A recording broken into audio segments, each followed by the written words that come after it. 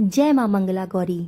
आज सावन का चौथा मंगलवार है और आज के इस वीडियो में हम आपको मंगला गौरी व्रत कथा सुनाने वाले हैं। तो कथा सुनाने से पहले अगर आप चैनल पर नए हैं तो सब्सक्राइब कर लीजिएगा और इस कथा को लाइक करके शेयर कर दीजिएगा और कमेंट में जय माँ मंगला गौरी लिखना ना भूलिएगा। तो चलिए सुनते हैं माँ मंगला गौरी व्रत कथा। एक समय की बात है, एक छोटे से गाँव में एक साहूकार अपनी पत्नी के साथ रहा करता था। साहूकार बड़ा ही धनवान था और उसके घर में किसी भी प्रकार की धन की कोई भी कमी नहीं थी। फिर भी उसकी पत्नी संतान न होने के कारण दुखी रहा करती थी। संतान की कमी उन दोनों को हमेशा कचोटती रहती थी। एक दिन की बात है, उस साहूकार के घर में एक साधु आए। साहूकार ने उनका आदर सत्कार किया और उन्हें अपनी समस्या के बारे में बताया। तब साधु ने साहूकार की पत्नी को सावन मास में मंगलवार को किए जाने वाले मंगला गौरी व्रत को करने की सलाह दी। साथ में पूजा विधि को भी बताया और संपूर्ण जानकारी प्रदान की। इसके बाद साहूकार की पत्नी ने सावन मास के पहले मंगलवार से ही मंगला गौरी का व्रत व पूजन करना शुरू किया। अब वे प्रत्येक मंगलवार को विधि पूर्वक व्रत और पूजा पाठ करने लगी। इस प्रकार कई महीनों तक उसने व्रत किया। एक दिन उसकी धर्मनिष्ठा से प्रसन्न होकर मां पार्वती ने भगवान शिव से साहूकार और उसकी पत्नी को संतान प्राप्ति का वरदान देने के लिए कहा। साहूकार को उस रात स्वप्न में एक दिव्य शक्ति ने दर्शन देकर कहा कि आम के पेड़ के नीचे भगवान गणेश जी की मूर्ति विराजमान है। तुम उस पेड़ से एक आम तोड़कर अपनी पत्नी को खिला देना, इससे तुम्हें संतान का सुख अवश्य ही मिलेगा। साहूकार ने अगले दिन सुबह उठकर अपनी पत्नी को इस सपने के बारे में बताया और इसके बाद वो उस आम के पेड़ को ढूंढने निकल पड़ा। काफी समय तक ढूंढने के बाद उसे आखिरकार वो पेड़ मिल गया जहाँ पर भगवान गणेश जी की मूर्ति विराजमान थी। उसने आम तोड़ने के लिए पेड़ पर पत्थर मारना शुरू किया। पत्थर फेंकने से एक आम तो टूटकर नीचे गिर गया, लेकिन गलती से पत्थर जाकर भगवान गणेश जी की प्रतिमा को लग गया। इससे भगवान गणेश जी क्रोधित हो गए और उन्होंने प्रकट होकर उस साहूकार को श्राप देते हुए कहा कि हे स्वार्थी मनुष्य, तुमने अपने स्वार्थ के कारण मुझे चोट पहुंचाई है। तुझे मां पार्वती की कृपा से संतान की प्राप्ति तो होगी, परंतु उसकी मृत्यु 21 वर्षों के बाद हो जाएगी। ये सुनकर साहूकार बहुत घबरा गया और वो वापस अपने घर चला गया। वो फल उसने अपनी पत्नी को खिला दिया और किसी को भी इस घटना के बारे में बताया नहीं।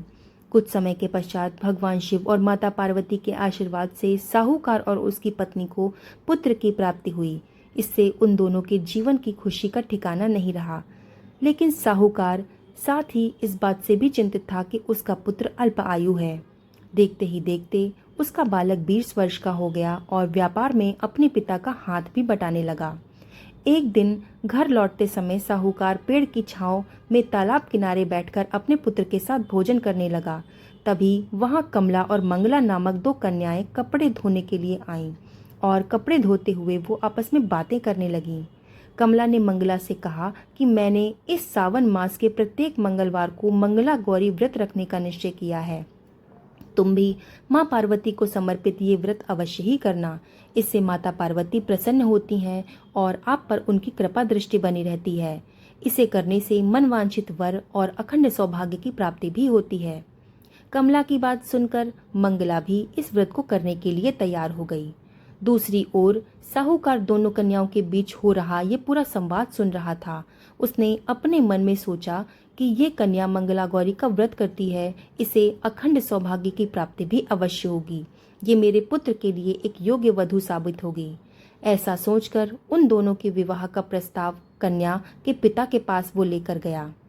साहूकार की गांव में प्रतिष्ठा और मान होने के कारण कमला के पिता ने अपनी पुत्री का विवाह साहूकार के लड़के से करवा दिया।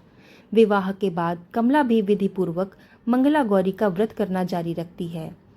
उसके भक्ति भाव से प्रसन्न होकर मां पार्वती एक दिन उसे स्वप्न में दर्शन देती हैं और कहती हैं कि मैं तुम्हारी भक्ति से अत्यंत प्रसन्न हूँ, इसलिए तुम्हें अखंड सौभाग्य का वरदान देती हूँ।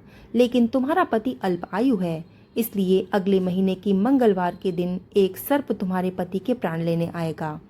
तुम उसके लिए एक प्याले में मीठा दूध रख देना। उसके पास एक खाली मटका भी रख देना। सर्प दूध पीकर उस मटके में चला जाएगा और फिर तुम उस मटके को ऊपर से कपड़े के द्वारा ढक देना। अगले मंगलवार को कमला ने माता पार्वती की बात मानकर एक प्याले में मीठा दूध रख दिया और पास ही में एक मटकी भी रख दी। सर्प ने आकर दूध पिया और मटकी में जाकर बैठ गया। कमला ने उस मटकी पर कपड़ा बांध दिया और उसे जंगल में रख दिया। माता पार्वती की कृपा से कमला के पति के प्राण बच गए। इस प्रकार मंगला गौरी व्रत के पुण्य के प्रभाव से साहूकार का पुत्र श्राप मुक्त हो गया। जब कमला ने घर में सबको इस चमत्कार के बारे में बताया तो सभी आश्चर्यचकित रह गए। इसके बाद साहूकार और उसकी पत्नी ने अपने पुत्र और पुत्रवधू को आशीर्वाद दिया और पूरा जीवन सुखपूर्वक व्यतीत किया और मरने के बाद उनको मोक्ष की प्राप्ति हुई। जय मां मंगला गौरी। यहाँ पे मां मंगला गौरी की व्रत कथा समाप्त हुई। इस कथा को सुनने के बाद कथा को 11 लोगों के साथ ज़रूर से शेयर कर दीजिएगा। ऐसा करने से आप पर मां मंगला गौरी की कृपा बनी रहेगी और उनका आशीर्वाद आपको ज़रूर प्राप्त होगा। कथा सुनने के बाद कमेंट में जय मां मंगला गौरी लिखना ना भूलिएगा और इस कथा को लाइक कर दीजिएगा। चैनल पर नए हैं तो सब्सक्राइब कर दीजिएगा। तो मिलते हैं ऐसी ही सुंदर कथा के साथ, तब तक के लिए धन्यवाद।